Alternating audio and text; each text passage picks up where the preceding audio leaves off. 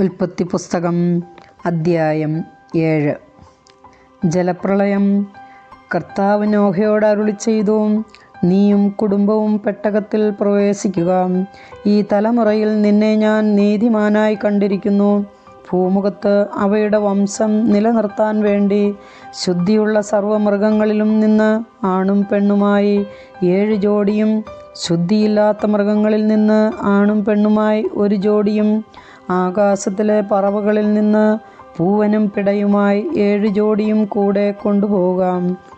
7 ദിവസവും കൂടി കഴിഞ്ഞാൽ 40 രാവും 40 പകലും ഭൂമുഖത്തെല്ലാം ഞാൻ മഴ പെയ്യിക്കും.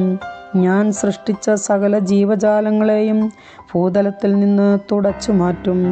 കർത്താവ് കൽപ്പിച്ചതെല്ലാം നോഹ ചെയ്തു. നോഹയ്ക്ക് 600 വയസ്സുള്ളപ്പോഴാണ് ഭൂമുഖത്ത് വെള്ളപ്പൊക്കമുണ്ടായത്. വെള്ളപ്പൊക്കത്തിൽ നിന്ന് രക്ഷപ്പെടാൻ നോഹയും ഭാര്യയും പുത്രന്മാരും അവരുടെ ഭാര്യമാരും പെട്ടകത്തിൽ കയറി. ദൈവം കൽപ്പിച്ചതുപോലെ ശുദ്ധിയുള്ളവയും അല്ലാത്തവയുമായ മൃഗങ്ങളും പക്ഷികളും ഇഴജന്തുക്കളും ആണും പെണ്ണുമായി ഈ 2 വീതം നോഹയോടുകൂടെ പെട്ടകത്തിൽ കയറി. 7 ദിവസം കഴിഞ്ഞപ്പോൾ ഭൂമിയിൽ വെള്ളം പൊങ്ങിത്തുടങ്ങി.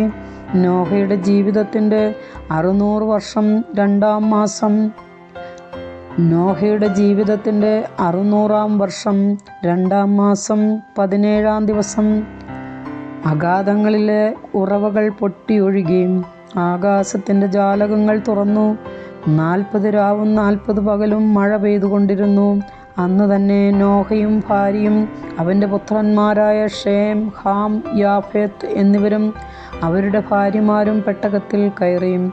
അവരോടൊത്ത് എല്ലായിനം വന്യമൃഗങ്ങളും കന്നുകാലികളും ഇഴജന്തുക്കളും പക്ഷികളും പെട്ടകത്തിൽ കടന്നു. ജീവനുള്ള സകല ജഡത്തിലും നിന്ന് ഈ 2 വീതം നോഹയോടുകൂടെ പെട്ടകത്തിൽ കടന്നു. സകല ജീവജാലങ്ങളും നോഹയോട് ദൈവം കൽപ്പിച്ചിരുന്നത് പോലെ ആണും പെണ്ണുമായാണ് അകത്ത് കടന്നത്. കർത്താവ് നോഹയെ പെട്ടകത്തിൽ അടച്ചു. വെള്ളപ്പൊക്കം 40 നാൾ തുടർന്നു.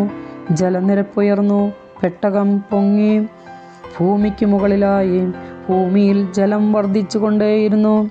പെട്ടകം വെള്ളത്തിനു മീതെ ഒഴുകി. ജലനിരപ്പ് വളരെ ഉയർന്നു. ആകാശത്തിൻ കീഴെ തല ഉയർത്തി നിന്ന സകല പർവ്വതങ്ങളും വെള്ളത്തിനടിയിലായി. പർവ്വതങ്ങൾക്ക് മുകളിൽ 15 മുഴം വരെ വെള്ളമുയർന്നു. ഭൂമുഖത്ത് ചരിക്കുന്ന എല്ലാ ജീവജാലങ്ങളും പക്ഷികളും കന്നുകാലികളും കാട്ടുമൃഗങ്ങളും ഇഴജന്തുക്കളും മനുഷ്യരും ചത്തൊടുങ്ങി. കരയിൽ വസിച്ചിരുന്ന പ്രാണനുള്ളവയെല്ലാം ചത്തു. ഭൂമുഖത്തു നിന്ന് ജീവനുള്ളവയെല്ലാം മനുഷ്യനെയും മൃഗങ്ങളെയും ഇഴജന്തുക്കളെയും ആകാശത്തിലെ പക്ഷികളെയും അവിടുന്ന് തുടച്ചു മാറ്റി. നോഹയും അവനോടൊപ്പം പെട്ടകത്തിലുണ്ടായിരുന്നവരും മാത്രം അവശേഷിച്ചു. വെള്ളപ്പൊക്കം 150 ദിവസം നീണ്ടു നിന്നു. കർത്താവിൻ്റെ വചനം.